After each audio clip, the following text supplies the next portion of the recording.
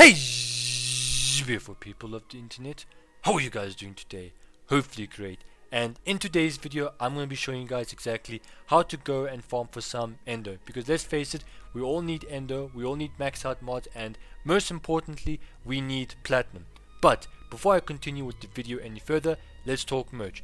Ladies and gentlemen, I have an online merch store. Guys, we're selling caps, hoodies, t-shirts, and a whole bunch of extra stuff. If you would like to support me or the channel any further, go and buy some merch, and don't forget to tag me on my personal Instagram account at OneManArmyYigit or at OneManArmyYigit_merch, and we'll definitely do some shoutouts. And don't forget to spot and click the subscribe button for more Warframe videos. Without further ado, let's get this tutorial on the road, shall we? So in Warframe, there's lots of ways to go and get yourself some Endo. Now, I'm particularly looking for those who are trying to do solo, who do not want to go and rely on other people, and sometimes it is harder to go and find other people to go and do this.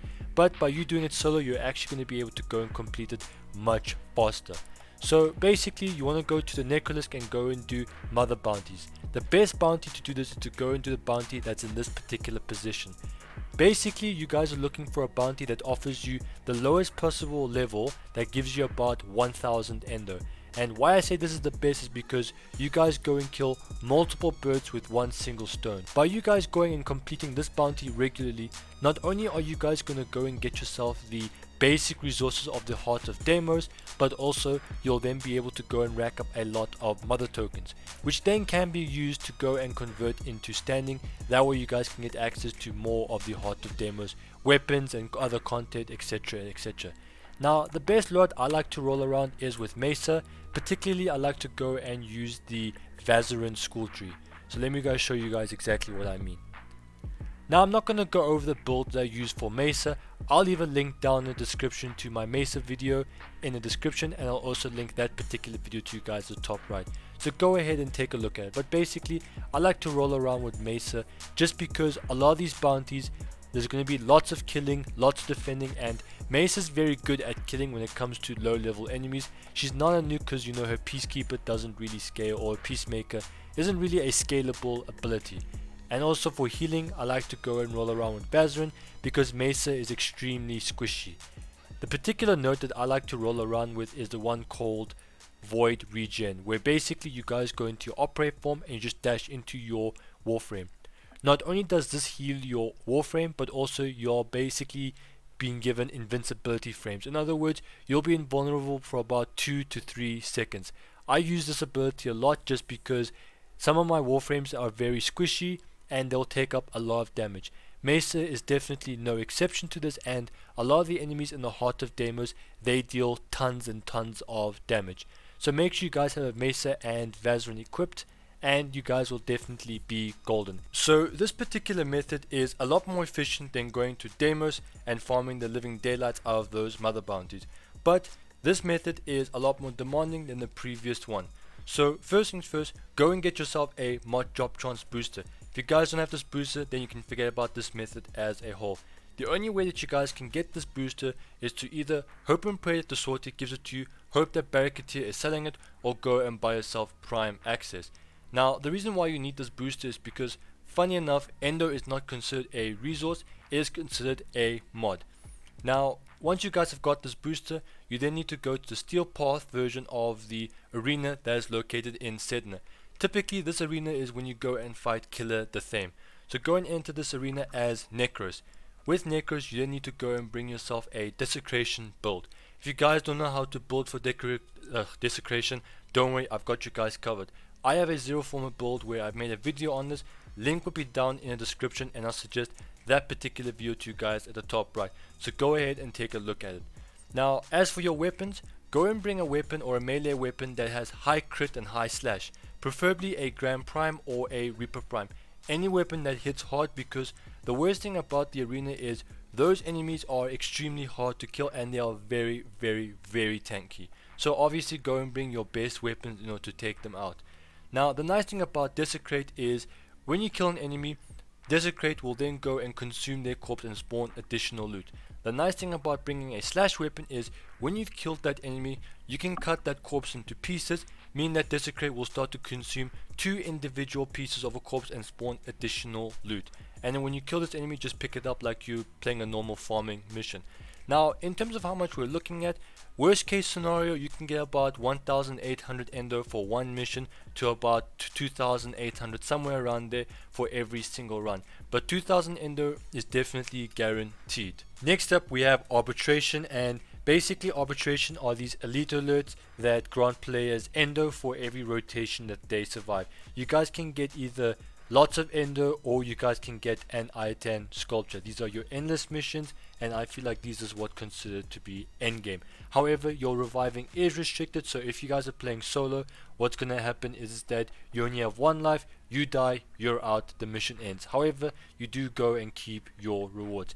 If you guys go and play with, like, say, a full squad of 3 other randoms, and the squad for randoms is actually pretty decent, so that's entirely up to you, you're basically going to be relying on your teammates to go and pick up this certain resource, and then they have to, like, take it to your dead body and it'll instantaneously revive you.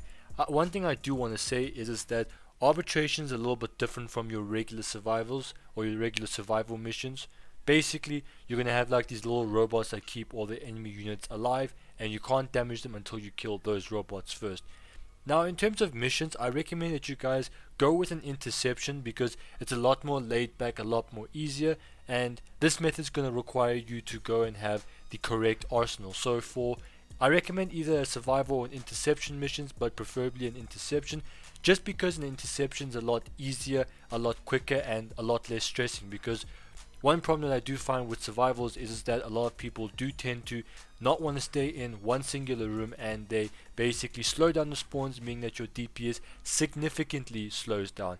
Now, when it comes to survival, you have to have at least 1 Nekros. Once again, links will be down in the description and they will be suggested at top right. I won't be able to suggest it a second time, so you guys are going to have to like refer to the description. So one Warframe that I do recommend that you guys use for interception is Nova. She is by far the best crowd controlling frame in the entire game.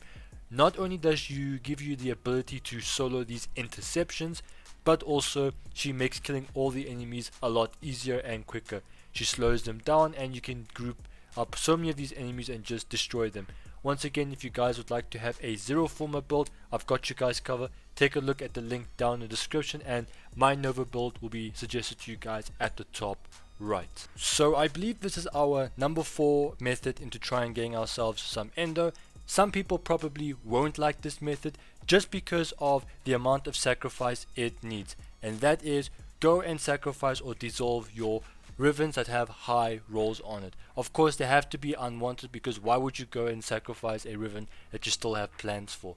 Now, why I say this is because let's say theoretically that you have an unwanted riven and you want to get rid of it, but it has 100 rolls. For a riven that has a little bit above 100 rolls, you can get around 20 to 25,000 endo for every dissolved riven. Now, obviously, that dissolved riven that's just sitting there, that's not being used, can actually play a much bigger role if it's being used into endo. That can get yourself some platinum.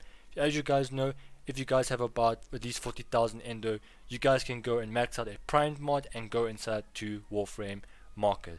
I'm not saying that you guys should do this, I'm just putting this out there just in case that you've got a riven that has so many rolls and you feel like you've wasted your time and your kuva.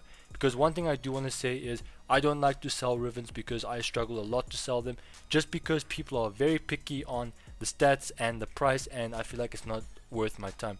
And you guys know I dislike rivens just because the amount of RNG, patience and time it requires. And finally, the last way to go and get yourself some endo is to go and sell those commonly found mods in the game. Now, I'm talking about your vitalities, your ammo case, etc, etc, etc. Like the mods that have the brown coloring inside them, those are your common mods, and typically you can get them from everyday Warframe. Doesn't matter what kind of mission you're doing, you will bump into them. So let's say you guys are doing a relic run or unlocking some relics, you'll get them because you are going to be killing enemies. By you killing enemies, they are going to be dropping a lot of these mods. Typically you'd have around 500 ish of these common mods of different types. Like you'll have 500 vitalities, 500 Endo, or sorry, 500 ammo cases, and you go and sell them, and you can make around 10 to 15,000 Endo from just passively playing the game. Now the nice thing about this particular method is you don't have to worry about grinding for them too much, because you guys can go and do other missions and get other stuff done, and this will naturally occur. Or another nice thing is that you don't have to worry about sacrificing anything important to you, like I said previously with rivens. But anyways, ladies and gentlemen, that's all I have for today's video. If you guys have liked it or it's helped you in any way or form, remember to leave a like, and don't forget to click the subscribe button for more Warframe videos. I'm gonna make like a banana and split.